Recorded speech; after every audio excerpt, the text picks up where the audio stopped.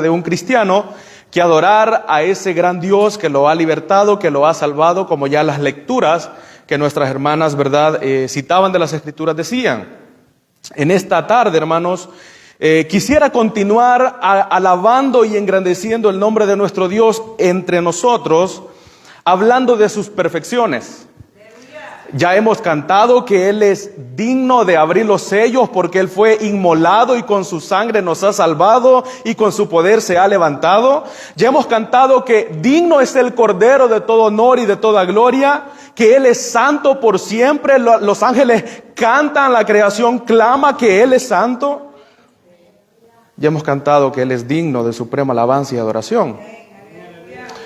Hemos recordado su grandeza, su majestad, hemos recordado la obra santificadora en nuestros corazones, hemos recordado su obra de salvación y de libertad hecha a nuestro favor en la cruz, y ahora seguiremos hablando de sus perfecciones. Para ello les voy a pedir que busquen en sus Biblias el libro del profeta Isaías, capítulo número 40. Vamos a leer desde el versículo número 12 hasta el versículo 31. Hemos titulado, hermanos, el sermón de esta tarde, El incomparable Dios. El incomparable Dios. Isaías capítulo número 40, versículo 12 hasta el verso 31 dice la palabra del Señor. ¿Quién midió las aguas con el hueco de su mano y los cielos con su palmo? Con 3 dedos juntó el polvo de la tierra y pesó los montes con balanza y con pesas los collados. ¿Quién enseñó al Espíritu de Jehová o le aconsejó enseñándole? ¿A quién pidió consejo para ser avisado? ¿Quién le enseñó el camino de juicio, o le enseñó ciencia, o le mostró la senda de la prudencia? He aquí que las naciones le son como la gota de agua que cae del cubo, y como menudo polvo en la balanza le son estimadas. He aquí que hace desaparecer las islas como polvo. Ni el Líbano bastará para el fuego, ni todos sus animales para el sacrificio. Como nada son todas las naciones delante de él, y en su comparación serán estimadas en menos que nada y que lo que no son. ¿A qué pues haréis semejante a Dios? ¿O qué imagen le compondréis? El artífice prepara la imagen de talla, el platero le extiende el oro y le funde cadenas de plata, el pobre escoge para ofrecerle madera que no se apolille, se busca un maestro sabio que le haga una imagen de talla que no se mueva. ¿No sabéis? ¿No habéis oído? ¿Nunca os lo han dicho desde el principio? ¿No habéis sido enseñados desde que la tierra se fundó? Él está sentado sobre el círculo de la tierra, cuyos moradores son como langostas. Él extiende los cielos como una cortina, los despliega como una tienda para morar. Él convierte en nada a los poderosos y a los que gobiernan la tierra hace como cosa vana. Como si nunca hubieran sido plantados, como si nunca hubieran sido sembrados, como si nunca su tronco hubiera tenido raíz en la tierra. Tan pronto como sopla en ellos se secan, y el torbellino los lleva como hojarasca. ¿A qué pues me haréis semejante o me compararéis? Dice el Santo. Levantad en alto vuestros ojos y mirad quién creó estas cosas. Él saca y cuenta a su ejército y a todas llama por su nombre. Ninguna faltará. Tal es la grandeza de su fuerza y el poder de su dominio. ¿Por qué dices, oh Jacob, y hablas tú, Israel? Mi camino está escondido de Jehová, y de mi Dios pasó mi juicio. ¿No has sabido, no has oído que el Dios eterno es Jehová, el cual creó los confines de la tierra? No desfallece ni se fatiga con cansancio, y su entendimiento no hay quien lo alcance. Él da fuerzas al cansado y multiplica las fuerzas al que no tiene ningunas. Los muchachos se fatigan y se cansan, los jóvenes flaquean y caen, pero los que esperan a Jehová tendrán nueva fuerza, levantarán alas como las águilas, correrán y no se cansarán, caminarán y no se fatigarán. Pueden tomar asiento, mis hermanos. Gracias por ayudarme con la lectura de su palabra. La Confesión de Fe de Westminster comienza la primera sección con una pregunta: ¿cuál es el fin principal de la existencia del hombre? Es decir, ¿cuál es el propósito por el que usted vive? ¿Cuál es el propósito por el que existimos? ¿Por qué estamos aquí? ¿Por qué vivimos? ¿Por qué existimos? Esa pregunta tanto cristianos como no cristianos suelen hacérsela. Sin embargo, la confesión de fe también responde esta pregunta con lo siguiente: el fin principal de la existencia del hombre es glorificar a Dios y gozar de Él para siempre. Agregando dos cosas importantes: primero, glorificar a Dios, y luego disfrutar a Dios. Pero eso solamente lo puede hacer alguien que conoce a Dios. Porque alguien que no conoce a Dios no puede glorificarle y mucho menos puede gozar de Él. ¿Le hemos glorificado? ¿Disfrutamos de Dios? ¿Él es nuestro mayor deseo? ¿Él es nuestra mayor satisfacción? Porque de no ser así, es una evidencia de que no conocemos a Dios. Porque Él complace, Dios es autosuficiente y puede complacer todas las áreas de nuestra vida. ¿Sabe cómo vive una persona feliz o qué es lo que le trae felicidad a la vida de una persona? No es tener dinero, trae cierta felicidad, pero no trae la felicidad. No es ser sabio, no es tener inteligencia y sabiduría para hacer todas las cosas y tomar las mejores decisiones. Trae cierta satisfacción, pero no trae la satisfacción, no trae la felicidad. Como tampoco ser fuerte. Por eso es que Jeremías, el profeta de Dios, dice en el capítulo 9 de su libro: así dijo Jehová, no se alabe el sabio en su sabiduría, ni el valiente se alabe en su valentía, ni el rico se alabe en sus riquezas. Mas si alguien ha de alabarse, alábese en esto, en entenderme y conocerme que yo soy Jehová, que hago misericordia, juicio y justicia en la tierra, porque estas cosas quiero, dice Jehová. De manera que solamente aquella persona que ha tenido un encuentro real con el Dios que se revela en las Escrituras puede ser capaz de glorificarle como Él es digno de ser glorificado.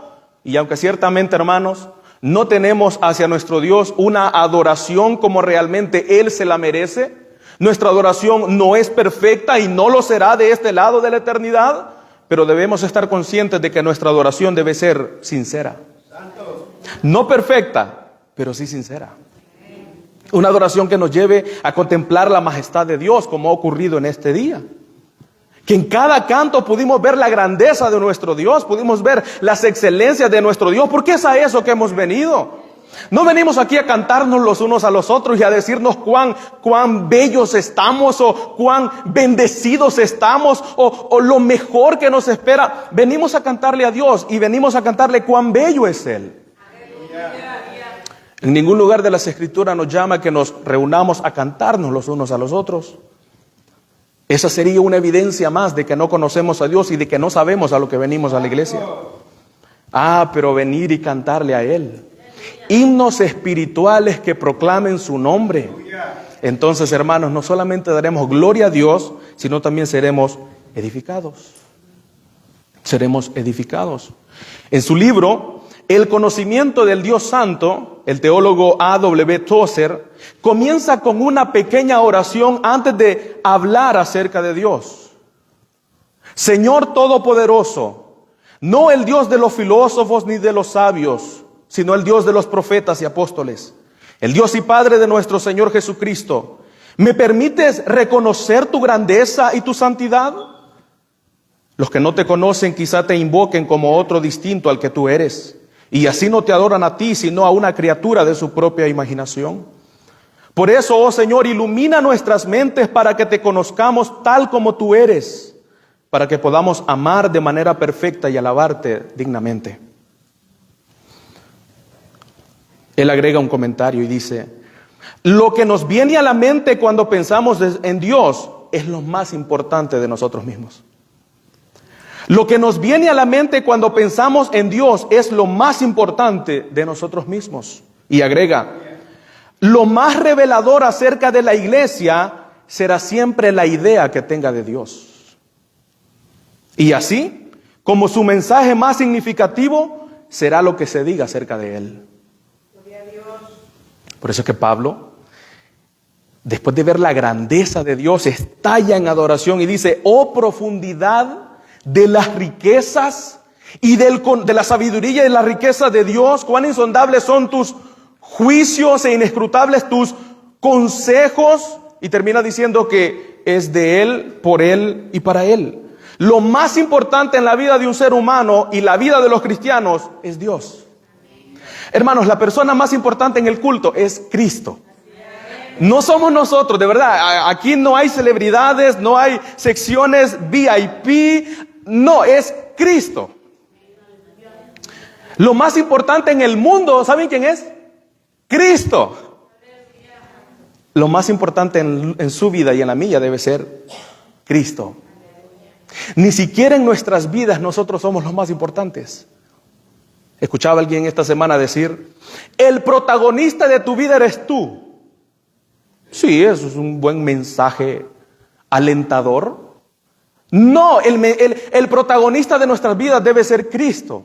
Porque Él es la persona, hermanos, más importante. Hace unos días decíamos que los cristianos no tenemos ya vida propia. Le pertenece a Cristo. Por eso es que estamos hoy aquí en vez de estar en otro lugar, porque reconocemos justamente eso.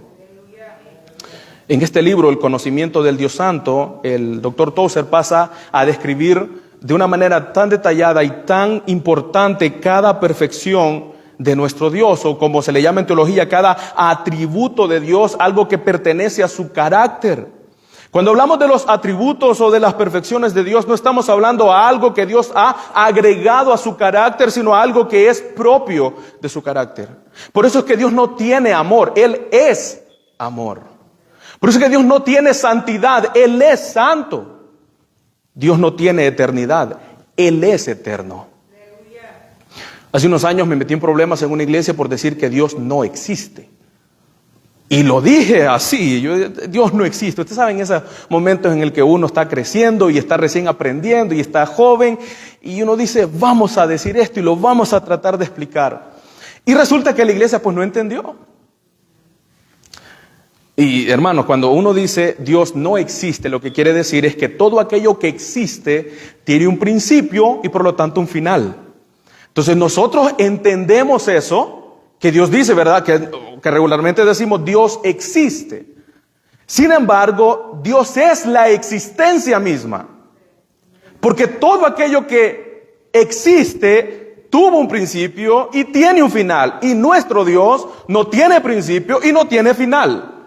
Él es la existencia misma. Por eso es que la Biblia no se encarga en demostrar de que Dios existe. Lo da por sentado. ¿Cómo comienza Génesis 1? En el principio Dios creó los cielos y la tierra. Es que Él es la existencia misma. En Él, dice Pablo, nos movemos, existimos y somos. Espero no meterme en problemas igual. Dios es la existencia misma, hermanos. En Él nosotros existimos. Esa es la razón por la que nosotros sí existimos. Porque nosotros tuvimos un principio y tendremos un final, al igual que todas las cosas que Él creó. Por eso es que el primer punto que vemos en la Escritura, en el capítulo 40 del libro de Isaías, es que nuestro Dios es trascendente. Eso significa que Él está por encima de todo, por encima de su creación, por encima del tiempo, por encima del espacio, por encima de cualquier otra cosa que nosotros nos podamos imaginar. De hecho, Él está por encima de nuestra imaginación. Él es más grande de lo que nos lo imaginamos. Él es más hermoso de lo que nosotros pensamos. Por eso es que algunos hablan de la incomprensibilidad de Dios. Nuestro Dios es incomprensible en el sentido de que nuestra mente finita y humana y lógica no puede lograr entender las dimensiones de nuestro gran Dios. Pero a la vez Él es un Dios conocible porque se ha revelado y nos permite conocer aquello que Él quiso revelar. Lo que vemos en la Escritura. En este momento en el que Isaías escribe este pasaje del capítulo 40, ha dividido el libro en dos partes. Si usted ha leído el libro de Isaías, notará que los primeros 39 capítulos son de juicio. Usted ve juicio en los 39 capítulos, juicio para todas las naciones, juicio inclusive para su pueblo Israel. Pero al llegar al capítulo 40 en adelante ya no encontramos juicio, encontramos palabras alentadoras, palabras de consuelo para un pueblo que está sufriendo por el exilio. Por eso que en el verso 1 del capítulo 40 comienza diciendo el Señor: consolaos, consolaos, pueblo mío, dice vuestro Dios. Y comienza a anunciarle justamente la llegada o la manifestación de la gloria de Jehová, que es Cristo. Versículo 12 en adelante: hablad al corazón de Jerusalén, decidle a voces que su tiempo ya cumplido, que su pecado es perdonado, que doble ha recibido de la mano de Jehová por sus pecados. Voz que clama en el desierto, ¿recuerdan las palabras de Juan el Bautista? Voz que clama en el desierto: preparad camino a Jehová, enderezad calzada en la soledad a nuestro Dios. Todo valle sea alzado y bajes de todo monte y collado, y lo torcido se enderece y lo áspero se allane, y se manifestará la gloria de Jehová. ¿Quién es la gloria de Jehová sino nuestro Señor? Ahora en el verso 9 le dice el Señor a Isaías: súbete sobre un monte alto, anunciadora de Sión, levanta fuertemente tu voz, anunciadora de Jerusalén, levántala, no temas, di a las ciudades de Judá: ved aquí al Dios vuestro. Se manifestará la gloria del Señor, y ahora ved aquí al Dios vuestro. ¿Y cómo es vuestro Dios? ¿Cómo es nuestro Dios? Bueno, por lo menos ya hablé de dos excelencias de Dios. Primero dijimos que Él es la existencia y que Él es incomprensible. Obviamente cada una de esas excelencias tiene su explicación. Pero ahora Isaías pasa a demostrar en tres aspectos importantes, o tres puntos en los que divide toda esta sección, hablando acerca del carácter de las excelencias de nuestro Dios. Primero habla de que Dios es trascendente, luego habla de que Dios es digno de toda alabanza, y por último nos habla de un Dios personal. Él es trascendente, está por encima de todo, pero es un Dios personal. El que sea trascendente y esté por encima de todo no lo hace un Dios lejano. Él es un Dios de cerca, no de lejos.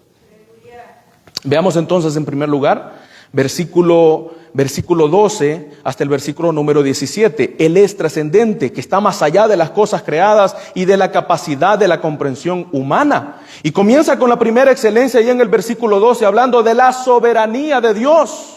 Cuando hablamos de Dios como soberano, nos referimos a que Él gobierna con autoridad su creación, de que no hay nada en la creación que escape a la voluntad de Dios. Desde los planetas, las galaxias, el universo, hasta las partículas más diminutas, nada escapa del control de Dios. Él controla, hermanos, este mundo. Dios lo controla absolutamente todo. A eso nos referimos cuando hablamos de su soberanía. El apóstol Pablo, predicando el evangelio en el Areópago en Atenas, dice allá en Hechos 17:24: el Dios que hizo el mundo y todas las cosas que en él hay es Señor del cielo y Señor de la tierra. ¿Por qué? Porque Él los creó. Él es dueño de la creación, por lo tanto la gobierna conforme a su voluntad. Hablando de su soberanía, es que allí en el verso 12 pregunta el profeta: ¿quién midió las aguas con el hueco de su mano, y los cielos con su palmo? Con 3 dedos juntó el polvo de la tierra, y pesó los montes con balanza, y con pesa los collados. ¿Quién midió las aguas? ¿Usted se puede imaginar la cantidad de agua en el planeta? Sin embargo, dice el profeta, y esta es una pregunta retórica que aparece en el verso 12, verso 13, 14 y 18, siempre buscando a alguien con quien comparar, sabiendo que no hay comparación alguna con nuestro Dios. ¿Quién midió las aguas con el hueco de su mano? Aleluya. Usted pone en el hueco de su mano a ver qué tanta agua cabe. Ni una cuchara sopera. Esa es la magnitud. Somos tan pequeños. ¿Por qué nos creemos tanto?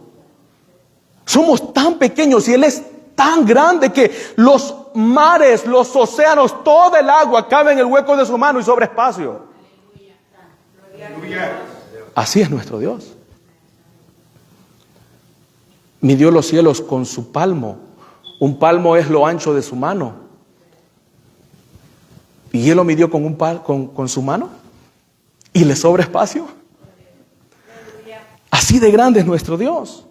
Dice que juntó el polvo de la tierra con 3 dedos. No necesitó toda su mano. Con 3 dedos juntó el polvo de la tierra. Y pesó los montes con balanza y con pesa los collados. Hermanos, la grandeza de nuestro Dios es sin igual. Lo que quiero decirles es que a ese Dios nosotros venimos a adorar cada vez que nos reunimos. Por eso es que nuestra adoración debe ser la mejor. Debe ser la mejor. Ya vamos a ver cómo los idólatras se esfuerzan por hacerlo bien. ¿Cuánto más nosotros que adoramos a este Dios soberano? Los idólatras se esfuerzan tanto, pagan, no les importa el valor que tengan que pagar con tal de adorar a sus dioses falsos. ¿Se ha visto esa gente que maltrata su cuerpo, camina grandes distancias porque creen que están agradando a Dios? Están agradando a su Dios. Nosotros debemos esforzarnos más por agradar a nuestro Dios, porque Él es un Dios soberano. Él es un Dios soberano. Él midió las aguas, midió los cielos, el polvo de la tierra. También el profeta nos dice que el Señor es sabio, versículos 13 y 14. ¿Quién enseñó al Espíritu de Jehová o le aconsejó enseñándole? ¿A quién pidió consejo para ser avisado? ¿Quién le enseñó el camino de juicio o le enseñó ciencia o le mostró la senda de la prudencia? Nosotros constantemente tenemos que estar pidiendo consejo porque no lo sabemos todo. Pero a Dios nadie le tiene que dar consejos, nadie tiene que sugerirle cómo gobernar la creación.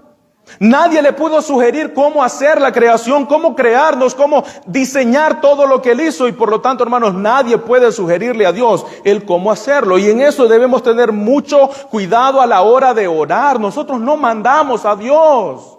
Él es un Dios soberano y Él hace según le place su voluntad, que es santa. Él es sabio, nosotros no lo somos. Él sabe muy bien lo que es mejor para nosotros. Qué descanso hay en nuestros corazones cuando nos acercamos a Él y le oramos. Y no es que le dejemos saber, Dios no aprende, Él lo sabe todo. Él ya conoce nuestras palabras antes que salgan de nuestros labios, conoce nuestros pensamientos, las intenciones de nuestro corazón, lo que vemos, lo que oímos, lo que hacemos, nada se oculta de su ser. Pero qué descanso tenemos cuando oramos y creemos por fe que Dios lo hará. Pero sin olvidar que Él es soberano y que muchas veces Dios actuará. Y así como Él dice sí, también puede decir no, porque Él es Dios. Porque Él es Dios, Él es sabio. Esto significa que Él tiene un conocimiento perfecto de todas las cosas pasadas, presentes y futuras, y que aplica ese conocimiento de forma perfecta. Por eso que al final Job tuvo que reconocer diciendo: con Dios está la sabiduría y el poder, suyo es el consejo y la inteligencia. El apóstol Pablo también lo menciona allá en Romanos 11, texto que ya mencionamos: oh profundidad de las riquezas, de la sabiduría y de la ciencia de Dios, cuán insondables son sus juicios e inescrutables sus caminos. Pablo estaba sorprendido por la sabiduría de Dios. Hay veces que nosotros estamos tan acostumbrados que a todo se nos hace común y perdemos de vista aquello por lo que deberíamos estar impresionados cada día, como la sabiduría de Dios.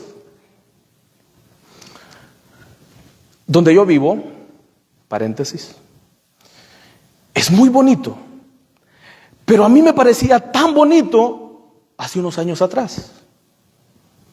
Ahora que yo vivo ahí, no me parece tan bonito. Porque me acostumbré a eso. Eso nos puede pasar como cristianos. Ayúdalo, Jesús.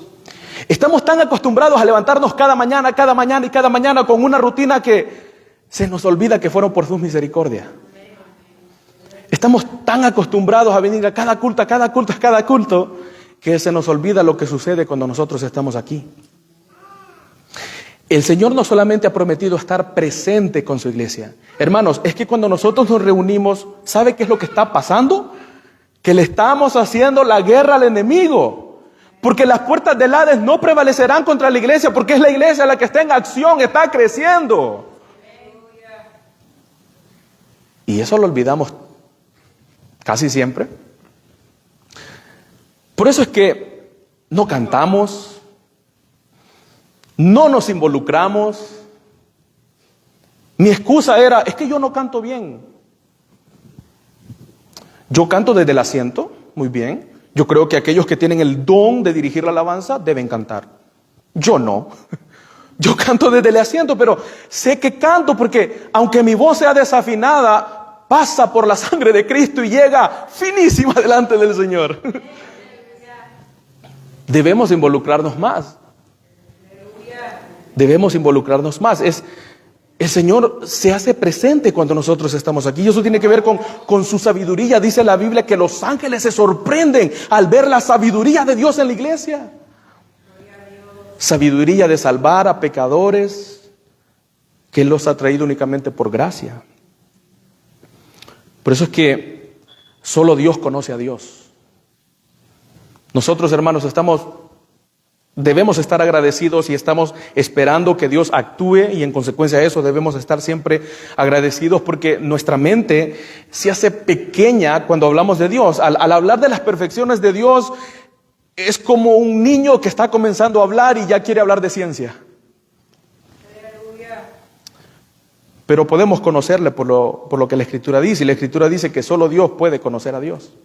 Nosotros estamos esperando que Él se revele.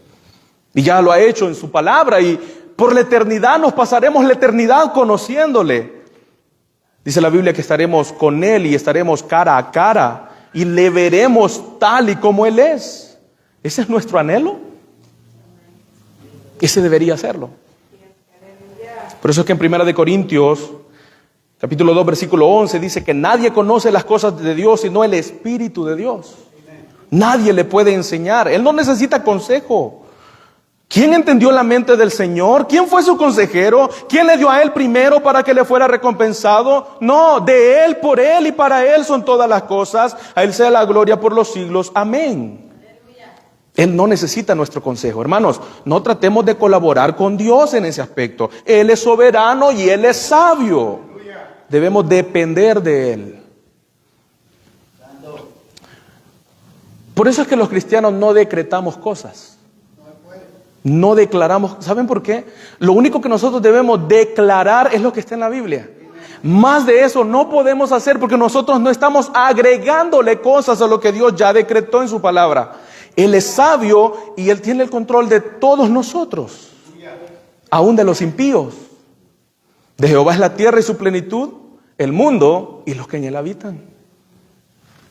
Gracias a Dios que a nosotros nos tiene aquí ahora. Pudimos estar en otro lado, ¿sabe? Perdidos, en un hospital, en una cárcel, en el cementerio. Pero estamos aquí. Gracias, Señor. Él es sabio. Gracias, Señor. Y solo el Señor sabe hasta dónde nos va a llevar. Nosotros estamos de la mano del Señor y solamente Él sabe hasta dónde nos va a llevar. Y el día, hermanos, que nos lleve ya delante de su presencia, eso será glorioso, porque estaremos delante del Dios soberano y sabio. También el profeta Isaías, ahí en el verso 15 y 17, ya vimos que Él es ¿qué? Que Él es soberano, que Él es sabio, y ahora nos habla del Dios que es poderoso. Significa que Él tiene poder ilimitado y absoluto para hacer cualquier cosa que quiera, sin ninguna restricción o impedimento. Ahí en el verso 15 y 17. He aquí que las naciones le son como la gota de agua que cae del cubo, y como menudo polvo en la balanza le son estimadas. He aquí que hace desaparecer las islas como polvo. Y en el verso 17, como nada son las naciones delante de Él, y en su comparación serán estimadas en menos que nada, y que lo que no es.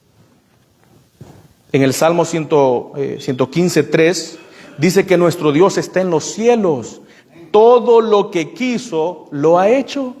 ¿Y por qué Dios puede hacer eso? Porque puede, porque es poderoso, por eso, porque Él está en los cielos y nosotros en la tierra. ¿Recuerdan la oración de Jesús? Padre nuestro que estás en los cielos, recordando que nosotros estamos en la tierra. Por lo tanto, Él y solo Él puede hacer cuanto le plazca.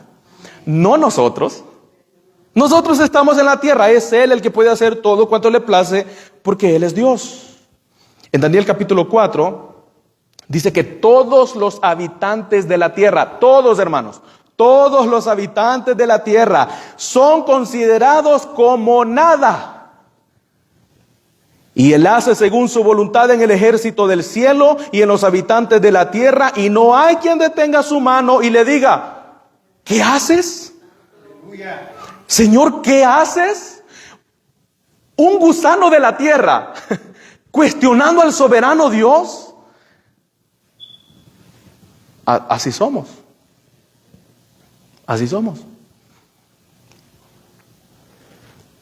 Delante de Él, los habitantes de la tierra son como nada. Por eso que en el Salmo 2 dice que se juntarán las naciones para pelear y Dios se reirá de ellos. Como cuando usted sale con su hijo a andar en bicicleta y van a hacer competencia y usted se deja ganar. Y su niño cree que va ganando y usted ¿qué hace? Se ríe de él.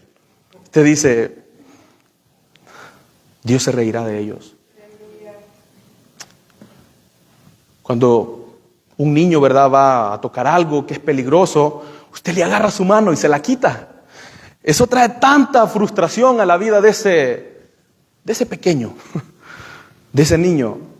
¿Por qué? Porque usted tiene el poder de quitar su mano, de retroceder su mano para que no cometa un accidente. Nadie puede hacer eso con Dios. Dios está en los cielos, hace conforme a su voluntad, porque es soberano, porque es sabio, porque es poderoso. Nadie puede detener su mano y cuestionarlo. Constantemente los cristianos solemos cuestionar a Dios. Señor, ¿por qué? ¿Por qué qué? Es, Señor, ¿para qué? ¿Cuál es el propósito? ¿Está bien? ¿Estoy mal? ¿Estoy pasando esto? Sí, es normal, soy un ser humano, me voy a enfermar, voy a pasar todo esto, son estaciones de la vida, pero ¿para qué? ¿El por qué? Eso solo le corresponde a Dios. Job se creía tanto, él decía, ven Señor y te preguntaré, y Dios se presenta y Job se tira al suelo y se cubre con ceniza. Nuestro Dios es soberano, nuestro Dios es sabio, nuestro Dios es todopoderoso. Ahora note lo que dice. Dice que las naciones, no los habitantes, las naciones, sí, Rusia, Estados Unidos, China, las naciones son como la gota de agua que cae de un cubo. Usted va a sacar agua con un balde, ¿a quién le preocupa la gota que se cayó? Ni cuenta nos damos. Así son las naciones delante de Dios. Y como el polvo, le son estimadas. Usted va al mercado y compra una manzana y hay que pesarla y usted no le dice al vendedor, sacúdela porque yo no voy a pagar por el polvo. A nadie le importa eso. La bolsa trae polvo y usted dice, bueno, ¿voy a pagar extra por eso? No, porque no hace ninguna diferencia en la balanza una partícula de polvo. Así son las naciones delante de Dios. Así de asombroso es Él. Así de poderoso es Él. Ahora en el verso 16, para ir avanzando, una cuarta excelencia que nos muestra acá el profeta es que el Señor es digno. Y me encantó que este día le hemos cantado al Señor justamente eso. Que Él es digno. ¿Y eso qué significa? En el verso 16 dice, ni el Líbano bastará para el fuego, ni todos los animales para el sacrificio. Cuando hablamos de que Él es digno, estamos hablando de que Él es merecedor de ser reconocido. Por eso que en Apocalipsis capítulo 4 verso 10 al 11, dice Juan en esta revelación, dice que él vio que los 24 ancianos se postraron delante del que está sentado en el trono y adoraron al que vive por los siglos de los siglos y echaron sus coronas delante del trono diciendo, Señor, digno eres de recibir la gloria y la honra y el poder, porque tú creaste todas las cosas y por tu voluntad existen y fueron creadas. Aún en el cielo, los seres creados, la creación de Dios en los cielos, reconocen su grandeza, su señorío y por lo tanto que Él es digno. ¿Cuánto más criaturas que éramos enemigos de Dios y que fuimos reconciliados por Cristo? Ahora, al ver la grandeza de nuestro Dios, no debemos reconocerle como lo que Él es, un Dios sublime, grandioso, que está por encima de nosotros, sabio, todopoderoso, y en consecuencia adorarlo. Dice el profeta, el Líbano no bastará para el fuego. Para este tiempo, el Líbano era famoso por sus bosques. Todos los bosques del mundo no son suficientes para encender un gran fuego, y todos los animales del mundo no son suficientes para matarlos, quemarlos a todos y ofrecer un sacrificio a Dios. No bastaría. No bastaría. A veces uno suele pensar que uno se sacrifica por Dios.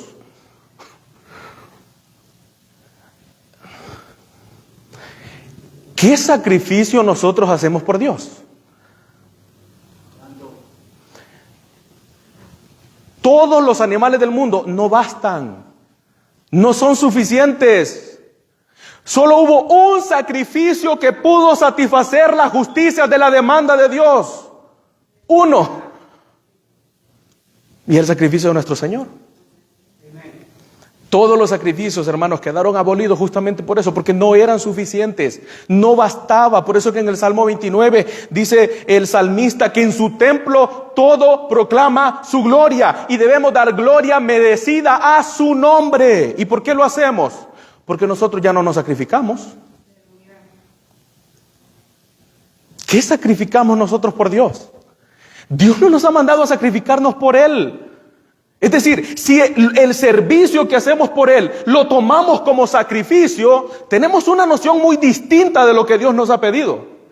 Porque todo lo que hacemos por Él es en agradecimiento. Qué gozo da venir a la iglesia sin importar lo que estemos pasando, o hacer las cosas para Dios por agradecimiento, no por sacrificio. Es que el Señor me va a ver. Si va a ver que estás haciendo las cosas por una motivación equivocada. Todo lo que, miren, hacemos un ayuno, es en agradecimiento a Dios. Oramos, es en agradecimiento a Dios. Nos desvelamos, es en agradecimiento a Dios. Todo lo que puedas hacer, todo lo que podamos hacer como iglesia, es en agradecimiento a Él. Nada que nosotros hagamos bastará para satisfacer su justicia. Absolutamente nada. El Líbano no bastaba, ni todos los animales. No eran suficientes. ¿Cómo no vivir agradecidos con este gran Dios que nos ha salvado y nos ha hecho partícipes y nos da entrada al trono de la gracia por la fe, por medio de Cristo? Ninguna de nuestras obras, dice Isaías, que las obras que uno cree que son buenas delante de Dios son como un trapo de inmundicia, porque solamente estando en Cristo es que podemos agradar a Dios. Juan 15. Él es la vid verdadera, nosotros somos los pámpanos. O sea, Él es el tronco, nosotros somos las ramas. Si las ramas son cortadas del tronco, quedan sin vida y no hay cómo produzcan y den fruto. Pero una vez estamos permaneciendo en Cristo, entonces podemos dar fruto, porque es Él el que nos hace a nosotros llevar fruto para la gloria de Dios. Así que todo lo que nosotros hacemos porque estamos en Cristo, para la gloria de Dios. Démosle gracias a Dios por lo que hacemos, porque nos permite hacerlo, algo que a otros no les es permitido. Yo le doy gracias a Dios porque me permite predicar, pero ¿qué responsabilidad lleva eso? Pero gracias a Dios porque por su palabra podemos ver sus excelencias y podemos aprender de Él y adorarle en consecuencia. Hermanos, Dios es digno de que vengamos a este lugar con reverencia. Dios es digno que nos acerquemos a Él con reverencia, y es digno de que respetemos la revelación que Él nos dio. Él es digno de eso y de mucho más. Él es digno que le cantemos como solamente Él puede ser alabado. Él es digno, hermanos, de que nos acerquemos a Él con un corazón sincero. Él es digno que demos nuestras vidas, no por sacrificio, sino en agradecimiento a Él. Sí, nuestras vidas, que lo demos por Él. Así vemos nosotros a Dios. Así deberíamos verlo. Esta es la primera parte en la que el profeta Isaías nos ha dejado ver las excelencias de Dios y cómo deben impactar nuestras vidas, para ahora llevarnos a pensar en que ese Dios es digno de ser adorado como solamente Él merece serlo. Porque no podemos adorar a un Dios que no conocemos. Si decimos adorar a un Dios y no conocemos a ese Dios, estamos adorando a otro Dios. ¿Recuerdan el pueblo de Israel cuando sale de Egipto? Éxodo 32, ese famoso pasaje del becerro de oro. Dicen, ¿eran otros dioses? No era. Según ellos estaban adorando a Jehová por medio del becerro de oro. ¿Estaban adorando a Jehová? No.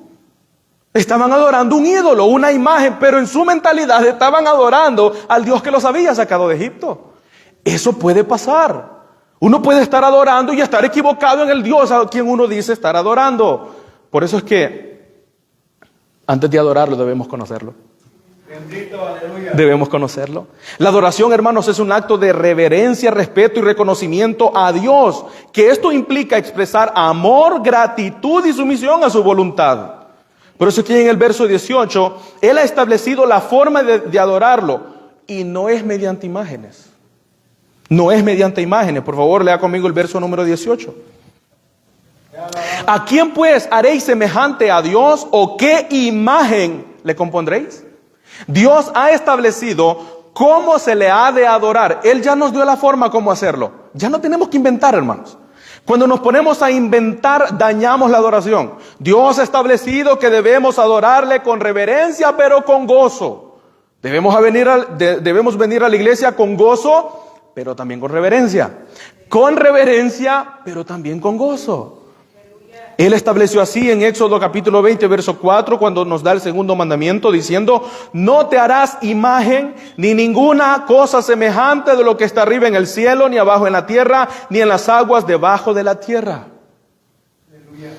Ahora, un breve paréntesis, esto no significa que no se pueden tener pinturas, cuadros de pintura, porque la idea del mandamiento es no tener una imagen que me sirva para adorar a Dios.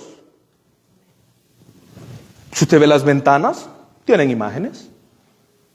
¿Y son malas? No. Porque no venimos a adorar imágenes. Venimos a adorar a nuestro Dios. Ahora, sería un gran error que usáramos un medio como una imagen para adorar a Dios. Esa es la esencia del segundo mandamiento. ¿Y por qué Dios nos ha mandado a no hacernos imágenes?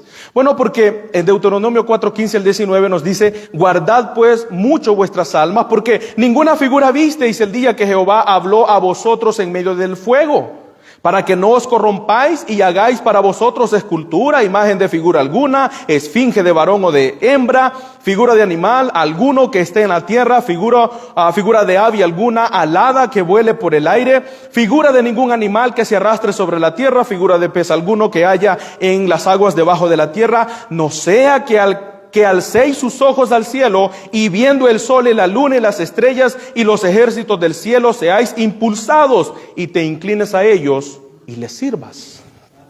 Esa es la razón. No se hagan imágenes porque se van a ver tentados a adorar esas imágenes. Por eso es que los cristianos evangélicos no usamos imágenes, porque creemos que las escrituras son muy claras. Y que Dios fue muy claro al darnos mandamientos de que el pueblo de Israel no vio ninguna figura. No, Dios habló, el pueblo escuchó y no vieron ninguna figura. Así que no se pongan a inventar, dice el Señor, de cómo soy. Porque Cristo allá en Juan 4:24 dice que Dios es espíritu. Y un espíritu no tiene figura. Vedme, dijo él. Tengo carne y hueso, dice el Señor ya resucitado. Yo no soy un espíritu, porque un espíritu no tiene carne y hueso. Y él mismo revela que Dios es espíritu. Por eso es que a Cristo se le llama la imagen del Dios invisible. Cristo es la imagen visible para nosotros para poder ver a Dios. Si me has visto a mí, le dijo a Felipe o a Tomás, has visto al Padre. Porque Cristo es la representación física de nuestro Dios. Así que Dios ha prohibido, hermanos, las imágenes. Y yo sé que los cristianos evangélicos solemos acusar a otras denominaciones porque usan imágenes y tienen ahí sus fundamentos. Y nosotros decimos, ve hermano, nosotros no usamos imágenes. Pero el asunto es que la imagen, antes de ser esculpida, primero está en la mente. Y eso ya es un pecado, imaginarnos de alguna forma a Dios. Tener una figura mental de quién es Él. Cuando adoramos a ese Dios de nuestra mente, estamos adorando a un Dios de nuestra imaginación. Él ha revelado quién es Él. Y la razón por la que ven que en los textos que hemos leído no se habla de figura de Dios. ¿De qué se habla? De sus obras. Él midió las aguas, Él midió los cielos, para Él las naciones son como nada. Habla de sus obras, habla de sus perfecciones. Él se ha revelado por sus perfecciones para que nosotros podamos conocerle. ¿Qué mentalidad tenemos nosotros acerca de Dios? Eso es lo más importante para nosotros en esta vida. ¿Qué pensamos de Dios? Por eso que en el verso 19 y 20, Isaías nos pasa a decir que la idolatría es un pecado, un grave pecado. Tanto que es llamado abominación, algo detestable, algo asqueroso delante de Dios. Ahí en el verso 19 y 20 dice el profeta: el artífice prepara la imagen de talla, el platero la extiende de oro y le funde cadenas de plata. El pobre escoge para ofrecerle madera que no se apolille, se busca un maestro sabio que le haga una imagen de talla que no se mueva. La insensatez de los idólatras. La insensatez de los idólatras. Este es un grave pecado delante de Dios. En cierta ocasión el Señor reúne al pueblo en un monte para darles mandamientos y hablar de algunas maldiciones que tendrán por sus actitudes. Y la primera de ellas la encontramos allí en Deuteronomio capítulo 27, verso 15. La primera maldición que Dios menciona es: maldito el hombre que se hiciera escultura o imagen de fundición, abominación es a Jehová, obra de mano de artífice, y la pusiere en culto. Y todo el pueblo responderá y dirá amén. Y esa maldición conllevaba muerte. Esa era una de las formas de poder limpiar al pueblo de toda idolatría. Maldito todo aquel que se hiciera una imagen y le diere culto. Hermanos, Dios ha prohibido la idolatría, ha prohibido que le adoremos mediante imágenes. Ahí en el Salmo, en el capítulo 44, ¿se puede ir un momento, hermanos, ahí más adelante? Capítulo 44 de Isaías, versículos 9 al 20, para ver la insensatez, la necedad de los idólatras. Desde el verso número 9 hasta el 20 del capítulo 44 de Isaías, dice: los formadores de imágenes de talla, todos ellos son vanidad, y lo más precioso de ello para nada es útil. Y ellos mismos son testigos para su confusión de que los ídolos no ven ni entienden. ¿Quién formó un dios o quién fundó una imagen que para nada es provechoso? He aquí todos los suyos serán avergonzados, porque los artífices mismos son hombres. Todos ellos se juntarán, se presentarán, se asombrarán y serán avergonzados a una.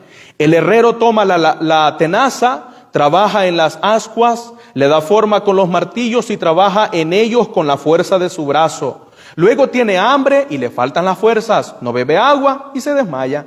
El carpintero tiende la regla,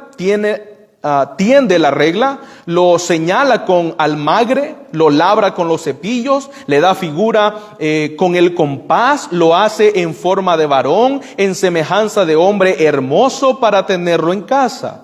Corta cedros y toma ciprés y encina que crecen entre los árboles del bosque. Plantan pino que se críe con la lluvia. De él se sirve luego el hombre para quemar y toma de ello para calentarse. Enciende también el horno y cuece pan. Hace además un dios y lo adora. Fabrica un ídolo y se arrodilla delante de él. Parte del leño quemado en el fuego corta para él como parte de él come carne, prepara un asado y se sacia, después se calienta y dice: oh, me he calentado, he visto el fuego. Y hace del sobrante, del tronco, un dios, un ídolo suyo. Se postra delante de él, lo adora y le ruega diciendo: líbrame, porque mi Dios eres tú. No saben ni entienden, porque cerrados están sus ojos para no ver y su corazón para no entender. No discurre para consigo, no tienen sentido ni entendimiento para decir, parte de esto quemado, parte de esto quemé en el fuego y sobre sus brasas cocí pan, hace carne y la comí. Hasta del resto de él haré del resto de él una abominación, me postraré delante de un tronco de árbol, de ceniza se alimenta su corazón engañado, le desvía, para que no libre su alma ni diga, no es pura mentira lo que tengo en mi mano derecha. Insensato. Hay otras Biblias que son mucho más fuertes para hablar de ellos. Dicen que ellos son insensatos, son necios. ¿Por qué? Porque van en contra de lo que Dios ha establecido. Y esto también nos tiene que llevar a pensar, hermanos, que ir en contra a todo lo que Dios ha establecido nos hace necios. Dios ha establecido cómo debemos hacer las cosas, y cuando nosotros nos ponemos a inventar y querer ayudarle al plan de Dios, parecemos justamente eso, un necio. Dice que los más sabios, los más inteligentes de ellos se reúnen para ver lo que han creado, un ídolo. Y todos salen avergonzados. Porque como dice el Salmo 115, los ídolos de ellos son plata y oro. Son caros. Son plata y oro. Obra de mano de hombres. Tienen boca pero no hablan. Tienen ojos pero no ven, tienen orejas pero no oyen, tienen narices mas no huelen, mas no tienen manos, tienen mas no palpan, tienen pies mas no andan, no hablan con su garganta, semejante a ellos son los que los hacen y cualquiera que confía en ellos. Una vez más, Dios compara a los que hacen los ídolos con los mismos ídolos, porque los ídolos no son nada, igual que los que los hacen, no son nada, más que necios. Más que necios. ¿Y cómo llegaron a esa necedad? Uno se pregunta, ¿cómo una persona puede ver la grandeza de nuestro Dios por medio de la creación y a pesar de eso no adorarle? A pesar de eso no servirle. ¿Cómo? ¿En qué momento llegaron ahí? Pablo lo explica. Romanos capítulo 1, versículo 18 en adelante. Dice que la ira de Dios se revela desde el cielo contra toda impiedad e injusticia de los hombres que detienen con injusticia la verdad. Porque lo que de Dios se conoce les es manifiesto, pues Dios se lo manifestó. ¿Y cómo lo hizo? Dice que Dios se lo manifestó porque las cosas invisibles de Dios, su eterno poder y deidad, se hacen claramente visibles desde la creación del mundo, siendo entendidas por medio de las cosas hechas, de modo que ellos no tienen ninguna excusa. Pues habiendo conocido a Dios, no le glorificaron como a Dios, no le dieron gracias, sino que se envanecieron en sus corazones y su necio corazón fue entenebrecido, profesando ser sabios se hicieron necios. Y cambiaron la gloria de Dios incorruptible en semejanza de imagen de hombre corruptible, de aves, de cuadrúpedos y de reptiles. ¿Cómo el necio llegó a ser necio y ser un idólatra? Rechazó a Dios, iba en contra de Dios, detenía la verdad de Dios con injusticia. Y no porque no conociera a Dios. Dice que Dios ha revelado por medio de las cosas visibles su eterno poder y deidad. Dios se ha revelado por medio de su creación. Ellos no tienen excusa. Salmo 19, los cielos cuentan la gloria de Dios y el firmamento anuncia la obra de sus manos. Es que Dios se ha revelado. Y cuando un hombre se opone a esa revelación, se vuelve idólatra y por lo tanto un necio.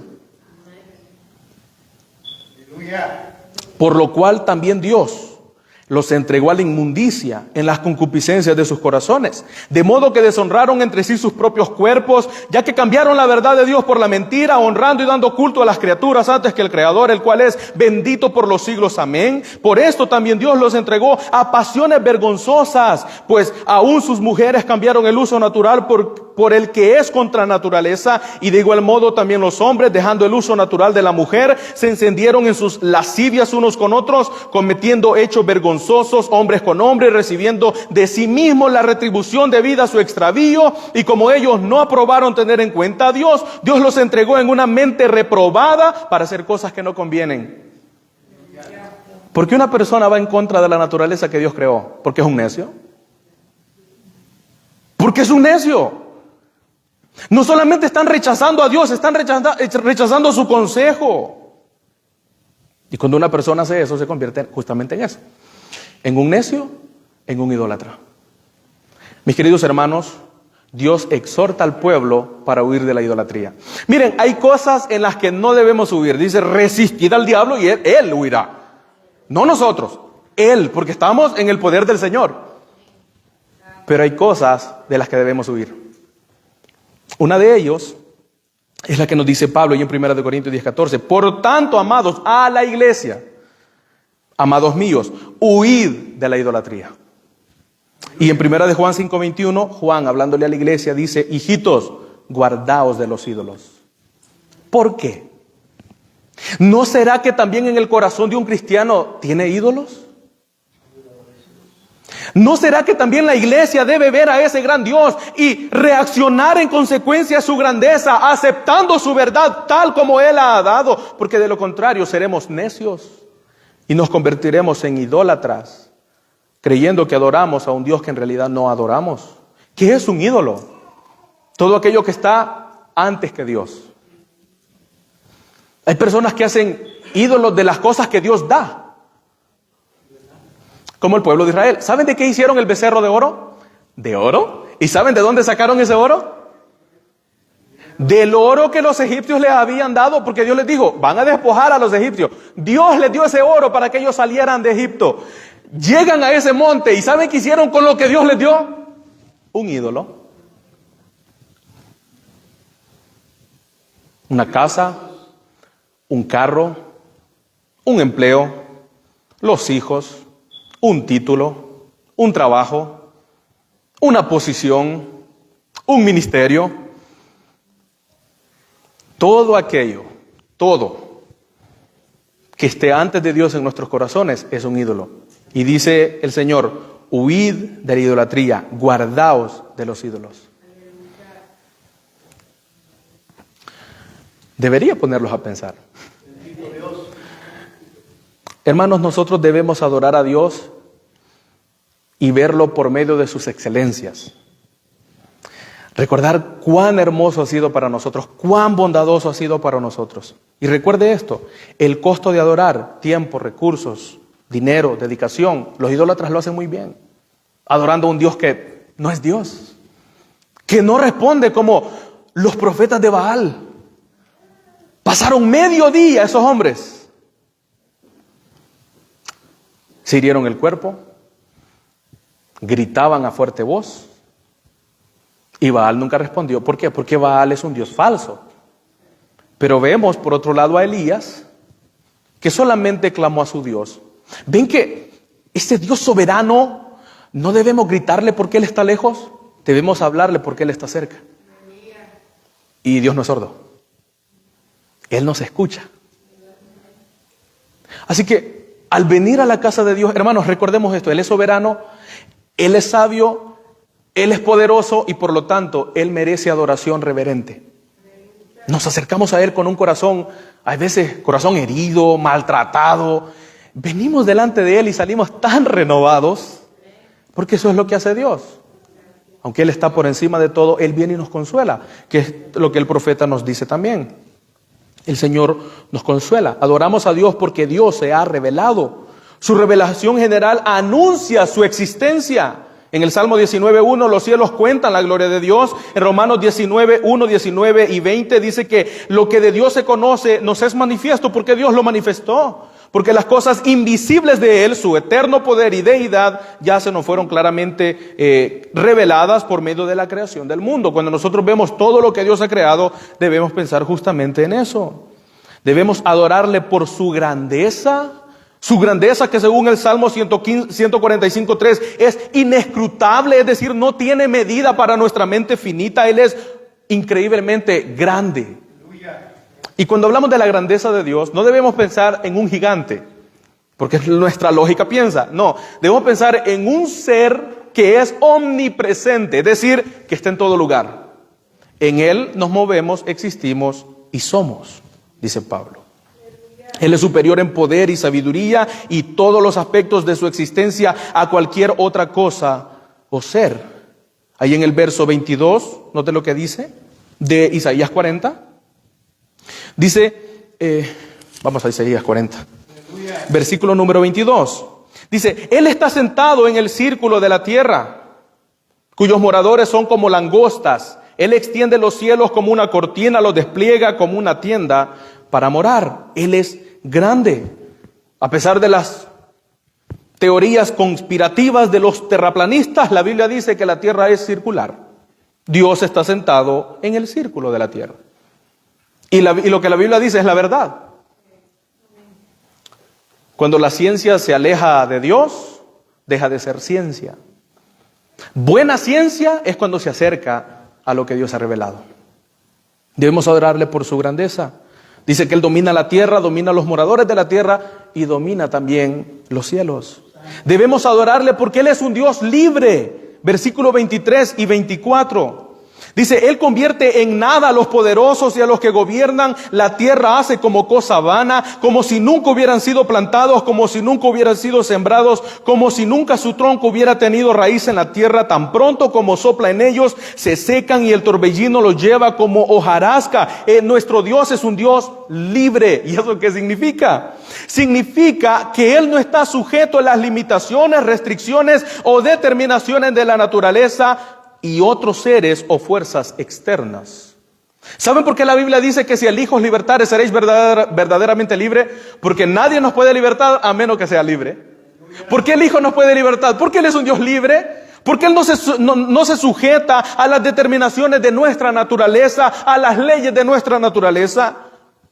Nosotros éramos esclavos del pecado y claramente también de las leyes de la naturaleza. Y el Señor nos libertó porque Él es un Dios libre. Y por eso es que Él actúa como Él quiere, donde quiere y con quien quiere, porque Él es Dios libre. Y ahí menciona a los poderosos de la tierra y a los gobernantes. Y solo para, así brevemente, hermano, yo sé el tiempo ha pasado, brevemente, ¿ustedes recuerdan algunos personajes de la Biblia o de la historia que se quisieron pasar de grandes contra Dios y fracasaron? Todos. ¿Recuerdan Faraón? Deja ir a mi pueblo. No, decía Faraón. Oh, no vas a dejar ir a mi pueblo. Lo vas a dejar ir, Faraón. 10 plagas le mandó y Faraón tuvo que dejar ir al pueblo. ¿Saben por qué?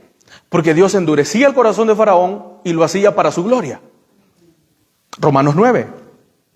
¿Se acuerdan de Nabucodonosor?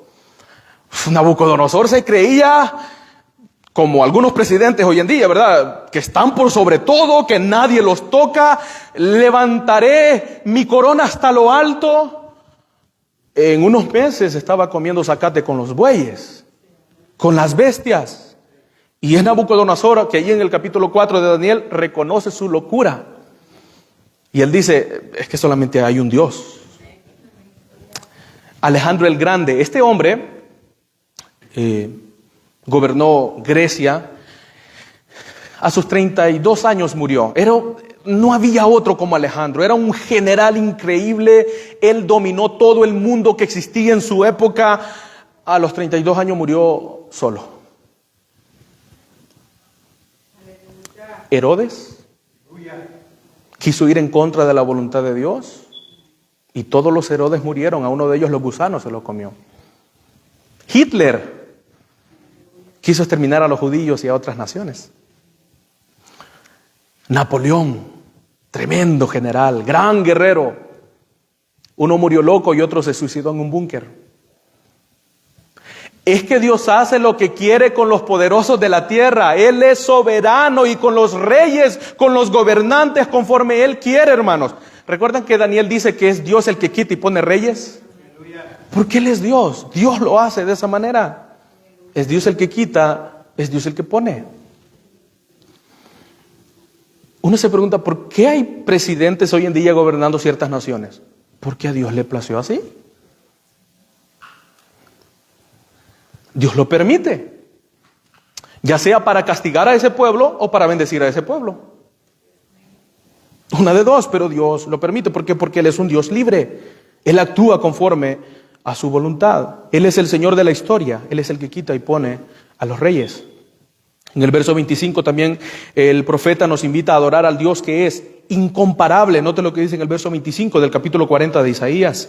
¿A qué pues haréis semejante, me haréis semejante o me compararéis? Dice el santo. Él es totalmente incomparable, no hay nadie que puede compararse con nuestro Dios. Reuníos y venid, dice ahí en el capítulo 45, dice Dios, reuníos y venid, juntaos todos los sobrevivientes de entre las naciones. No tienen conocimiento aquellos que erigen el madero en su ídolo y los que ruegan a un Dios que nos salva. Proclamad y hacedlo acercándose y entrar todos en consulta. ¿Quién hizo oír esto desde el principio y lo tiene dicho desde entonces? Dijo Jehová, y no hay más Dios que yo, Dios justo y salvador, ninguno otro fuera de mí. Miradme a mí y sed salvos todos los términos de la tierra, porque yo soy Dios y no hay más fuera de mí.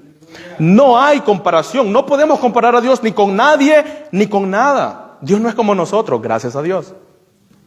Él es mucho superior. Él actúa conforme a su voluntad. ¿A qué me asemejáis y me igualáis y me comparáis para que seamos semejantes? Dice en el capítulo 46. Más adelante que el capítulo 48. Por mí, por amor de mí mismo lo haré, para que no sea amancillado mi nombre y mi honra no la daré a otro. Óyeme Jacob y tú Israel, a quien llamé yo mismo, y el primero y también el postrero. Solamente Dios, solamente Él es Dios. Eso es lo que se esconde en la frase yo soy. Solamente Él, no tiene comparación. Adoramos a un Dios que es incomparable, también adoramos a un Dios que es Señor de señores, versículo 26.